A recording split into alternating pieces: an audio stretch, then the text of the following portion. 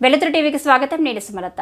హైదరాబాద్ నాగోలులోని శుభం కన్వెన్షన్ హాల్లో జరుగుతున్న వివిధ మోర్చాల సభ్యత్వ నమోదు వర్క్షాప్ కార్యక్రమంలో కేంద్ర మంత్రి బండి సంజయ్ కుమార్ మాట్లాడుతూ దేశవ్యాప్తంగా 10 కోట్ల మందిని బీజేపీ సభ్యులుగా మార్చడమే లక్ష్యంగా సభ్యత్వ నమోదు కావాలని అన్నారు.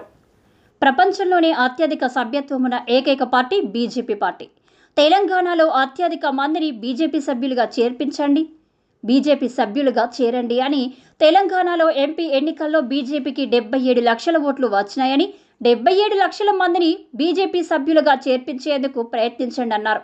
కార్యకర్తల కష్టం వల్లే మోదీ ప్రధాని అయ్యారు. నేను ఎంపీనయ్యాను. కార్యకర్తలు తలుచుకుంటేనే బీజేపీ సభ్యత్వ లక్ష్యం నెరవేరుతుందని, పాత బస్తీలో 1,00,000 మందిని బీజేపీ సభ్యులుగా చేర్పించండి అని ఓల్డ్ సిటీని న్యూ సిటీగా మారుద్దామన్నారు.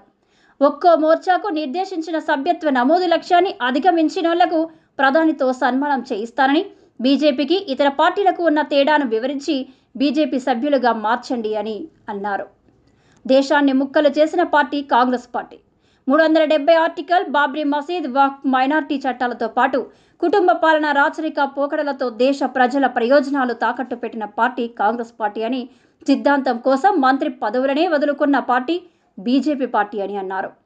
దీన్ దయాళ్ ఉపాధ్యాయ అంత్యోదయ సిద్ధాంతాన్ని అమలు చేసి 25 కోట్ల మందిని పేదరికం నుండి విముక్తి కలిగించిన పార్టీ బీజేపీ పార్టీ అని, 370 ఆర్టికల్ రద్దు కోసం శ్యామప్రసాద్ ముఖర్జీ బలిదానం చేస్తే ఆ స్ఫూర్తితో 370 ఆర్టికల్ను రద్దు చేసిన మహనీయుడు నరేంద్ర మోడీ అని పిలుపునిచ్చారు.